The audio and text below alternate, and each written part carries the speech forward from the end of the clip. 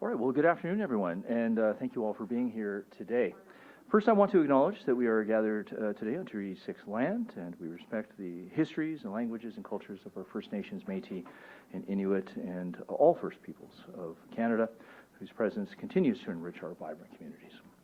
Today, I'm pleased to be joined by Edmonton Police Chief Dale McFee, Councillor Sarah Hamilton from the City of Edmonton, and Alex Hryciw from the Edmonton Downtown Recovery Coalition to provide an update on a key initiative to get 50 more uniformed officers on the streets of Edmonton.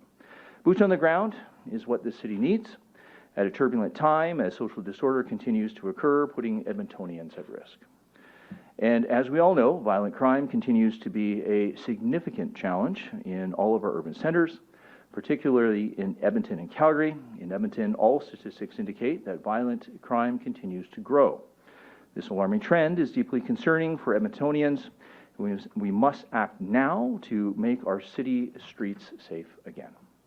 The Alberta government has zero tolerance for these senseless crimes by criminals who think there will be no consequences. Earlier this year, under the direction of Premier Smith, our government committed to working with the City of Edmonton, the Edmonton Police Service, and the Edmonton Police Commission to add 50 new officers to EPS ranks to help curb the tide of growing violence. Today, I am pleased to announce a pivotal investment of $8.3 million to enable the recruitment, training, and deployment of these 50 new officers.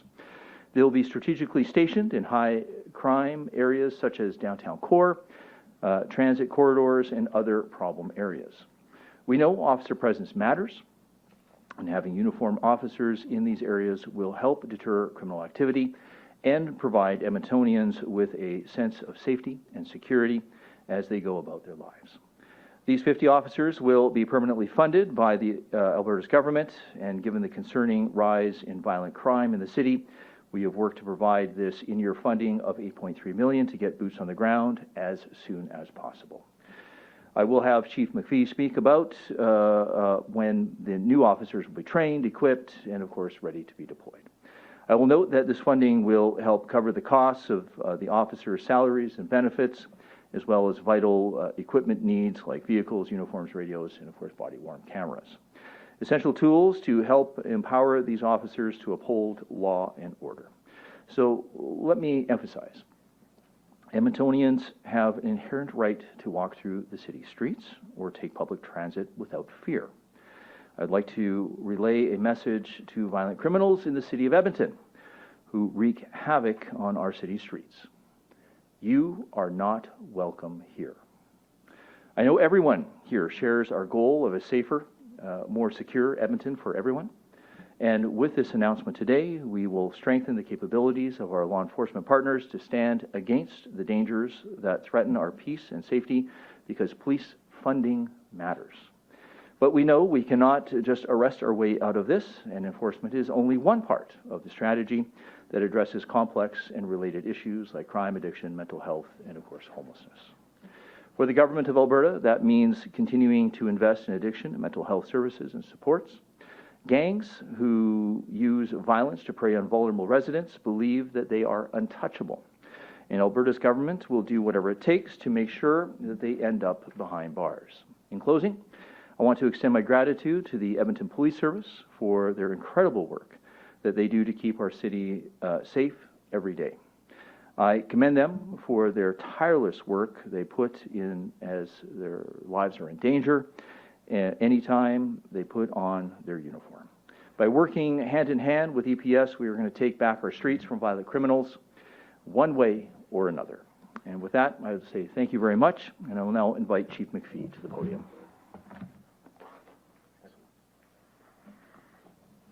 Thank you, Minister Ellis, and I'd also like to take a minute to thank Chair Antman from our Police Commission, obviously for providing the support to us along with the entire Commission and getting us today. I'd like to thank Councillor Hamilton, obviously, for her support, not only as a former Commissioner, but also as a Councillor, and of course Alex Hryciw for the consistency and the persistence of the Downtown Recovery Team, because really what we're all here to do is achieve the same common goal. Today, as the Minister has said, EPS is taking the next step in tackling Edmonton's high crime areas, reckless criminal behavior, which obviously a focus on the violence. Months ago, Minister Ellis committed in helping us hire 50 more officers, and I am pleased to stand beside him today as he reaffirms that commitment to safety. To say these resources are greatly needed is an understatement. In the past year, we have watched violent incidents, as I mentioned, like weapons, firearms, knives, increase at an alarming rate, and this is not welcome and must be addressed. While there are areas like transit and the downtown core that face the brunt of it, we know that the unacceptable levels of crime and violence are felt in communities across the city as these particular individuals wreak havoc in various areas of our city. We don't have to look far to find the names of those who have been victimized or those whose lives have been changed irrevocably as the result of violence. Without a doubt, safety is the front of mind for all Edmontonians and will continue to be that way. Make no mistake, these 50 officers alone, as the Minister said, will not be a cure-all. It does not rest on the shoulders of these constables alone to solve the problems that have been years in the making. But when added to the long list of things EPS, its partners, and other levels of government are doing to improve public safety, it will help address the city's more immediate needs while building a system to obviously support the actions. At EPS, we have already started making allotments in our upcoming recruit classes and anticipated that by the end of 2024, we will have expanded our transit community safety teams from 2 to 6 teams of 8 officers. I also want to make a comment right now that although in the few years of the defund movement, our recruiting has went down to below where it ever used to be, and now it's trending up very much positively because everybody realizes and recognizes that this is something that we have to get done, and we have record numbers of applications for the first time in a long time. Beyond those specific teams, this funding will support more officers to manage and suppress crime within the transit system, surrounding areas, surrounding neighborhoods. They will go where they're needed, once they're needed, and based on the data and evidence and intelligence that we all have and available to us, which, as you also are aware, we spent a considerable amount of time building a new intelligence system within EPS. The EPS is and always will be data-driven an organization when it comes to deployment of our resources. And a reminder of us all being done on the backdrop of many high-profile changes the EPS has already made, including increases the size of our recruit classes, redeploying frontline officers, our 10-squad model, the Healthy Streets Operation Center, just to name a few. These changes have helped us progress in curbing crime and violence, but I know it comes at no surprise that I still say there is a long way still to go. We will continue to be adaptive, responsive in our approach to public safety, working hard to ensure that our resources are used in the most effective way in keeping Edmontonians safe. But I speak for the rest of the service when I say it's my sincere hope that these resources will obviously accelerate our efforts, and I'm very confident that they will. But also to help lighten the load of our frontline officers by stemming the flow of crime and disorder originating and displaced from transit, the downtown core, surrounding areas, because it is really all about accountability. I'd like to extend my gratitude to all those who made today possible for standing beside me in the support of these resources. I'd like to thank the citizens of Edmonton for their support in our police service during which was being a very difficult year. As I said, losing's not an option here. We have youth in this community that need help. We need support. We need to create that safe environment where it's easy to be livable, affordable, and safe. But to use those 3 words separate is a mistake. They need to be put in the same sentence. And today we're talking about safety, and we will do our utmost best to actually come back in a year's time with a big difference in some of these numbers. Thank you, and again, we'll be open for questions later, and I'm going to turn it over to Councillor Hamilton.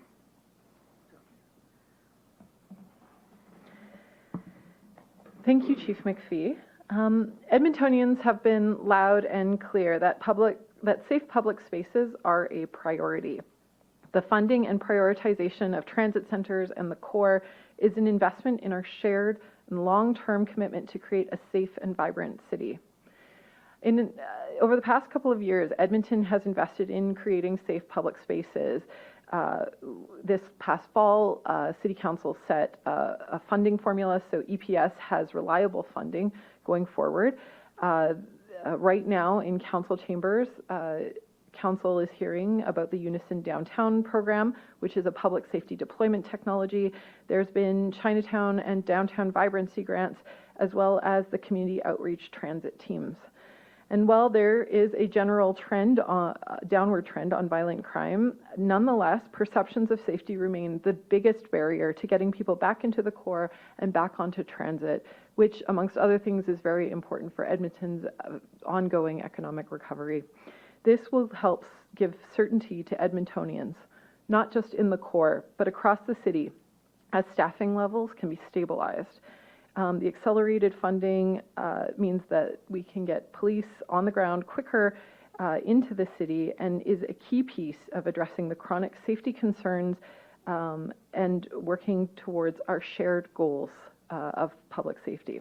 So thank you to the provincial government for continuing to prioritize the safety and well-being of Edmontonians and the community, and thank you to the community through which organizations like the Downtown Recovery Coalition, as well as many, many others, have advocated for the safety and livability of our city. I'd now like to turn it over to Alex Hryciw from the Downtown Recovery Coalition to say a few words.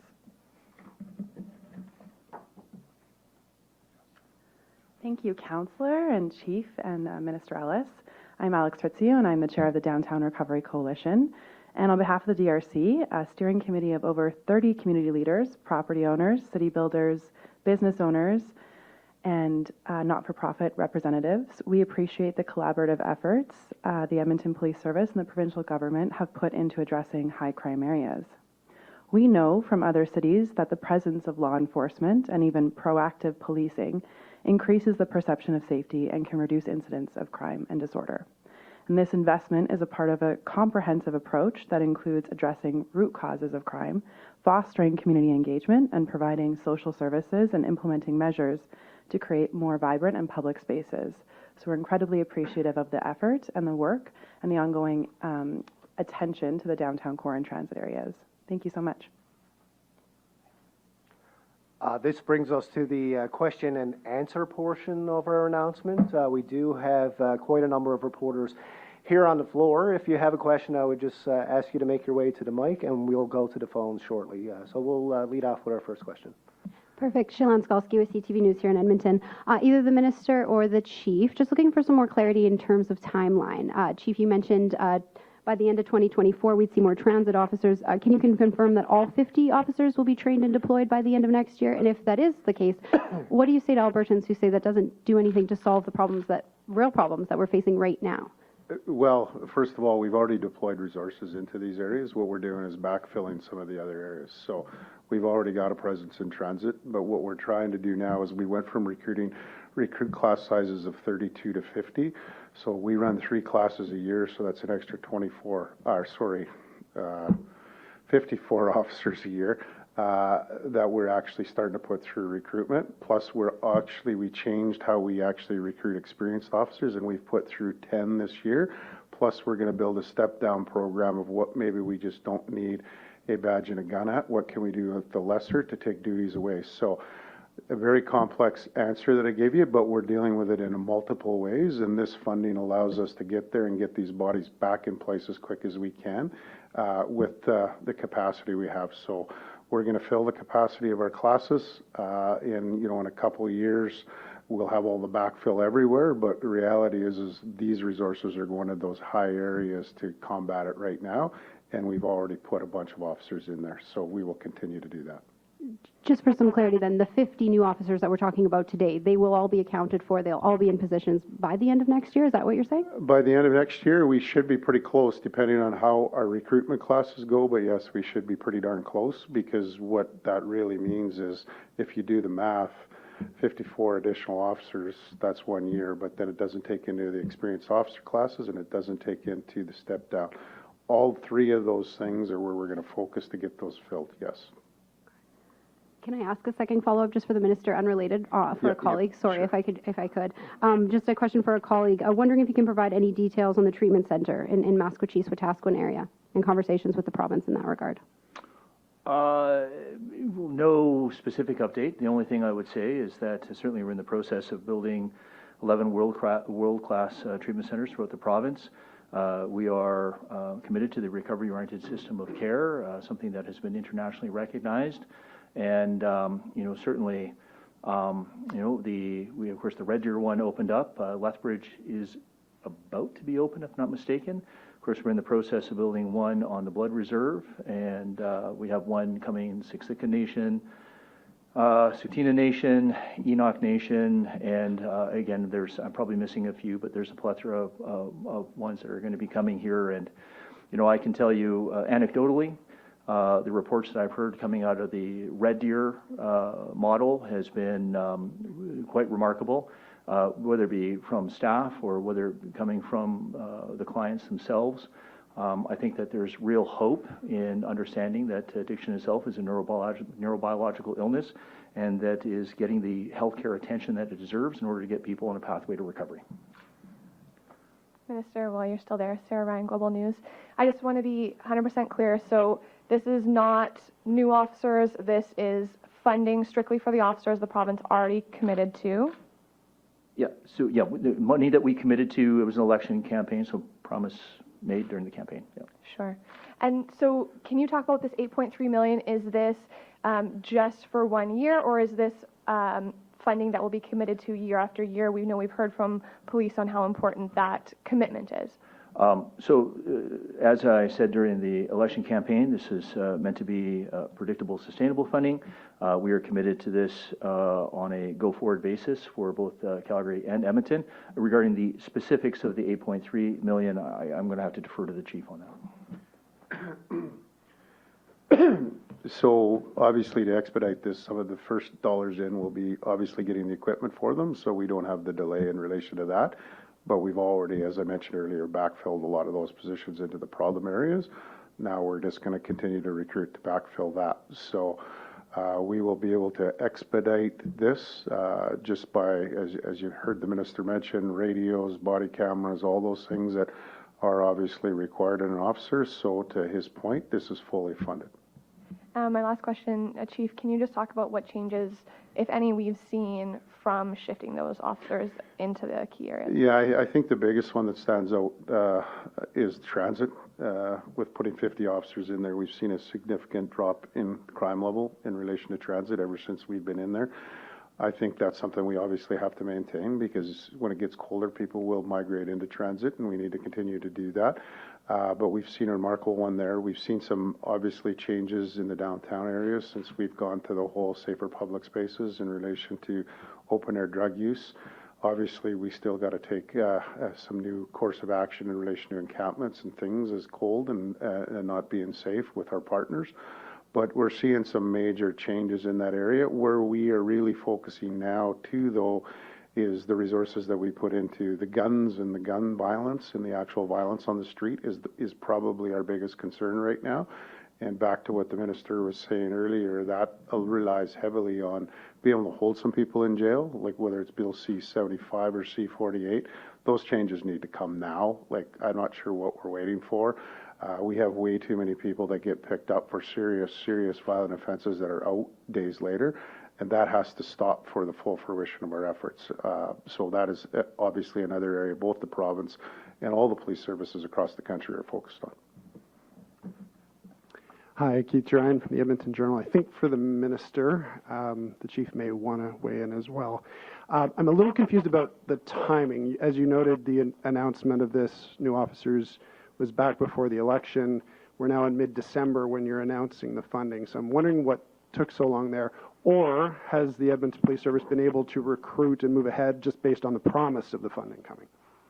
Yeah, I'll let the chief speak to that regarding the. But look, I mean, you know, there aren't 50 unemployed police officers that are fully trained sitting on the streets right now that the chief can just hire and put them to work. It takes time to plan. It takes time to recruit. It takes time to train. my own experience, and I'm sure the chief will supplement this, but to really get a fully trained and qualified police officer that can really handle any call to service takes about 5 years. So they're going as fast as they can. They're moving, as far as I'm concerned, at a bit, I would say, light speed. I mean, 20 years ago when I was applying, it might be, I think, 2 years before I might get a phone call back, quite frankly, that I might get hired. So the fact that they're recruiting and getting people and they have classes that are ongoing, I think is remarkable, and I appreciate that. Oops, sorry, Mr. Keith, great question. I mean, the difference here right now is a promise, and now the check has been actually delivered, and the reality is we made, obviously, plans based on promises. Now it is we can purchase equipment and we can do things quicker. So what this really does is this expedites everything for us, because now we can get a lot of things in place to actually fulfill what we've actually been planning. So yeah, it hasn't changed, but the reality is now we have those funds, which are extremely beneficial to us. I think you've covered our budget long enough. Sometimes we think we have money and then we don't. So this is where we actually have money. So. Yeah, thanks. And just to the chief, I think it's important for Edmontonians to know that the Alberta government recognizes that there are problems, from a social civil disorder issue to guns and gangs issue, and it's important to let the public know that we are out there. We recognize that. We're supporting our law enforcement community. We're supporting the Edmonton Police Service to make sure that they have the tools in the toolbox in order to protect the citizens of Edmonton. And I think it's important to get that message out. Okay. Follow-up also for the minister. I'm wondering if you could provide an update on a couple of other changes you previously announced. One around the body cams. What's the status report on getting those? And also the new agency to handle police complaints. Well, certainly the new agency to handle the police complaints, that work's ongoing. We're still in the process of building it. Again, no simple task. Really, it's taking every complaint system that we have throughout the province and bringing it back putting it into one independent agency. So right now, the department has indicated to me that they're on track, and that process is still ongoing. In regards to the body cams, yeah, I mean, I might have to defer to Chief McFee, because I know he sits on the Alberta Association of Chiefs of Police. I would just say that we're still talking with the Alberta Association of Chiefs of Police. I do have some, we'll say, ideas. We're kind of limited in scope as far as what vendors that we have available to us, and I think right now there's a bit of a decision that is being made whether the police agencies themselves are going to go in a we'll say, I want to say, a certain direction, are going to attempt to procure something, or maybe the province might procure something in order to alleviate some of the costs. Again, that's stuff that is just ongoing at the moment. I don't know, do you have anything else to add? No. I think just with the complaints investigation, I know that the ministry is already looking at putting some secondments in there from various sectors to build it. We're getting regular updates. We think it's obviously on task for getting done, hopefully, in the next year. Not to, certainly, that's not, being a former deputy, it's not an easy task, but it's pretty hopeful, and it's something that we all wanted. And then on body cams, we have a committee that had begun AACP. As you know, a couple of the organizations, our police service, already have body cams. So what we're trying to do is, for consistency of purposes, we need to make sure that we got one benchmark on how we disclose, how we do all these different things. So those things are being currently worked at. Our anticipation is that hopefully will go quickly, and then the province obviously trying to unify that, and I think makes it easier for all of us rather than us trying to do it all separately. So, we'll wait for some more direction on that, but I think it's getting closer by the day. All right, I don't see any more questions on the floor. We do have a caller on the line. I'll get our operator to put through our first caller for his question. Jonathan Bradley, Western Standard. Hello, Minister Ellis. Thank you for taking my question. You spoke about the decline in downtown Edmonton's conditions over the last few years. What do you think is contributing the most to that decline? very public about this and respectful. I appreciate, there are certain governments, they, try to implement certain policies. I respect that. A government wins and they try to implement policies. The federal government has taken a bit of a soft on crime approach. The reality is, that soft on crime approach has created an environment that has allowed organized crime to thrive with little or no accountability. And this is why you are seeing a lot of the brazen acts of violence that you are seeing, not just in Alberta, but really throughout Canada. This is why you're seeing shots being fired in malls and unfortunately, people that are being affected by that. So, I am going to be optimistic in regards to C-48. I know the Chief touched on that. C-48 has received royal assent. I have been working with Minister Amory. I have asked him to make sure that we keep statistics on this to find out that is C-48, if it is actually going to be impactful, to see if those who are violent repeat criminal offenders are actually going to be detained in custody in order to help protect the public. And so we're a bit of a wait and see. But that being said, this is why we're doing all these other initiatives, making sure that we're getting police officers on the street, that we got sheriffs, of course, in the city of Edmonton, which I'm told are still being quite effective. I've certainly had multiple requests from other jurisdictions throughout Alberta in regards to that as well. So I hope that answers your question. Did you have a follow-up question, Okay. Jonathan? Yes. My follow-up question is, you've spoken multiple times about officer presence and how Alberta needs more officers in the streets. Why does officer presence matter? Well, thanks. Officer presence matters because it makes a difference. It makes a difference in a sense that if I am said bad person and I see that police officer walking the beat, am I less likely to commit a crime? Yeah, the answer is yes. And this is why I've been very vocal about this, certainly since I've been in this position for the last year, probably before that, but I will just say over the last year, I've been saying this is why we need to have a visible officer presence, officers walking the beats, whether it be in Edmonton in the Chinatown area, whether it be walking the streets of Calgary, whether it be not only on the LRT stations themselves, but riding the cars. People deserve to feel safe. Everyone feels needs to have a sense of safety. We have all rights. We have a right not to get randomly stabbed. We have a right not to inhale secondhand crystal meth smoke. And this is not something that should be taken for granted. This is something that is very important, and that officer presence does make an actual difference. And we've seen that. This concludes our announcement. That's all the time we have for today. I'd just like to thank everyone for showing up. Thank you.